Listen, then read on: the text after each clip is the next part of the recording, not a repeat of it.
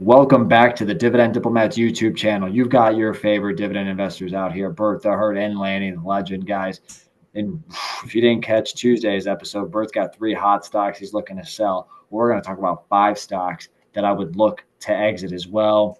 Over $8,000 in value, over $9,000. I'm sitting on an unrealized loss.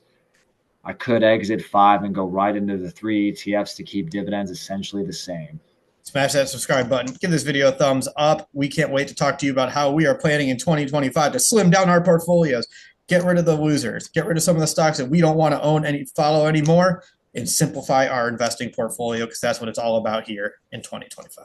Jack. Guys, yeah, exactly, brother. If you guys don't know, I was into the mid to upper 70s stock position last year. I'm in the mid to low 60s this year. Number of stock positions, looking to exit, looking to get down into the lower 50s if I can, trying to exit 10 different stocks. That would be oh so sweet. So that's why I've got 5 stocks here on the gosh damn chopping block. Yep. Sitting in a large unrealized loss position. Not too happy about that, but it's okay. It's okay. It's all part of the investing journey, the investing experience here. These are all long-term holdings, so they're in all long-term positions here, which means I would carry forward a lot of this long-term capital loss for years to come, baby. Yes. All right. And let's go through the stocks. We'll talk about their recent performance, market value, income you'll be trading off, Lanny, with some of the stocks, and then what the unrealized gain is. Who is number one here? Number one, guys, we'll go right into the one stock that I've been talking about for a very long time when they were probably in the, I don't know, $32 to $35 range. And now they're in the 28s. Kraft, Heinz company, ticker symbol is KHC. They took a bloodbath this year so far because they had terrible earnings, down to $28.92 per share, down 6% this year, down 17% in the last year, up 7.5% in the last 5 years. But I have about $2,000. The yield is now 5.53%. So it does produce $108 in income for me. That's the hard part here with Kraft Heinz is they do have the yield, which makes getting rid of it a little bit more painful, but that's going to be helpful here when we go through the rest of the list because there are a lot of lower yielders here. You can package it up, bundled up, throw it in that trifecta, you betcha, and hopefully have the impact be minimal.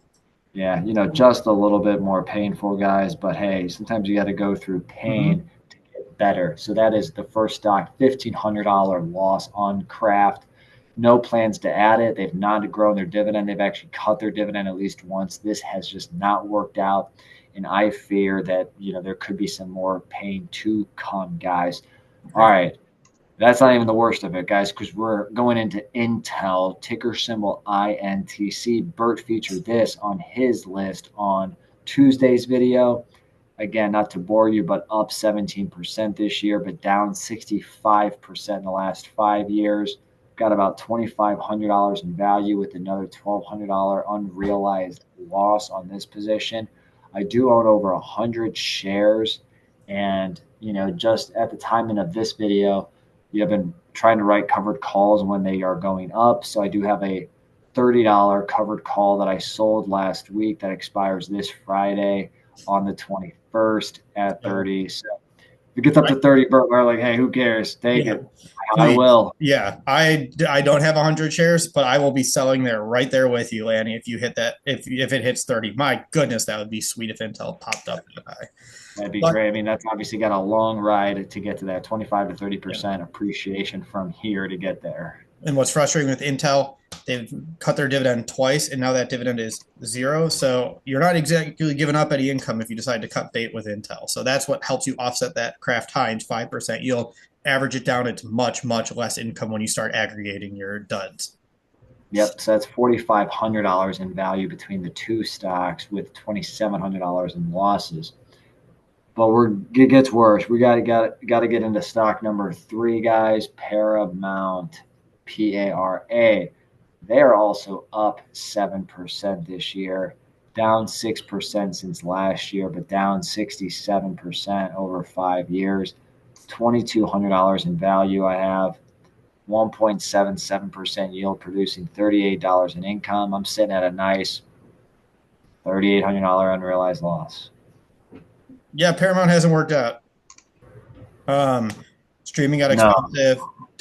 Balloon debt. Cost of streaming went up. Not really much to say between Paramount and Warner Brothers, which I know you cut bait earlier.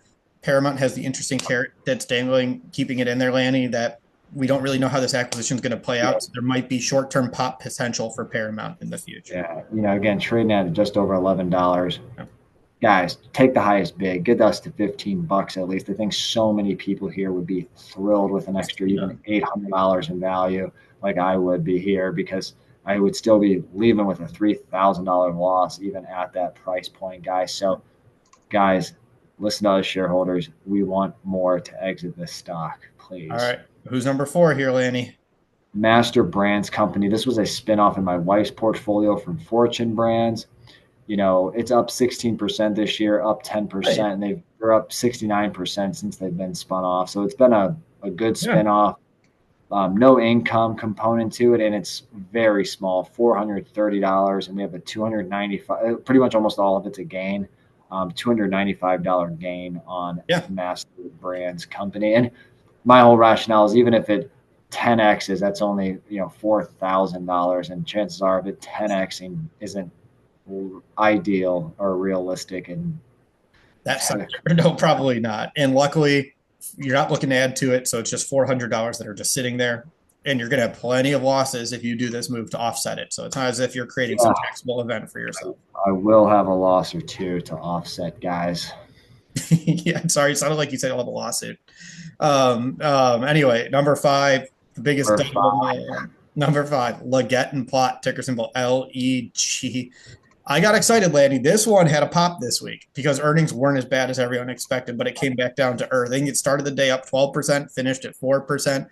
Leggett Platt's been up 9% this year, down 47% in the last 52 weeks, down 77% in the last 5 years. The former Dividend King cut its dividend 89% last year, and they are just trying to stay above water right now. It's been a terrible. Yeah, the yield, I've got $1,200 of value, yield about 2%, $24 of income.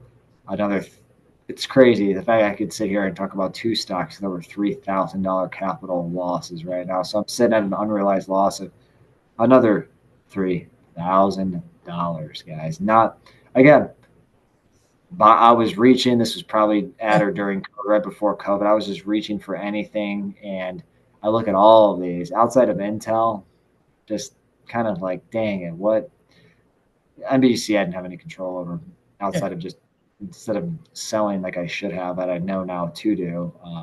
So Leggett Platt, guys. So in total, though, 83 out of these 5 stocks I'm looking to exit, $8,343, producing $171, a yield of about 2.05%. Net is about $9,300 in long-term capital losses.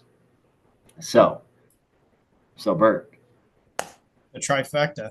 You betcha is coming back to the table, isn't it? The VYM, VOO, and VIG trifecta, you betcha, from Lanny Legend over there is in play. And I'm using some old yields since I haven't updated my worksheets in some time. But if I just split those evenly, which is about $2,780 into each of the ETFs, I'll produce somewhere around $163 in total dividend income.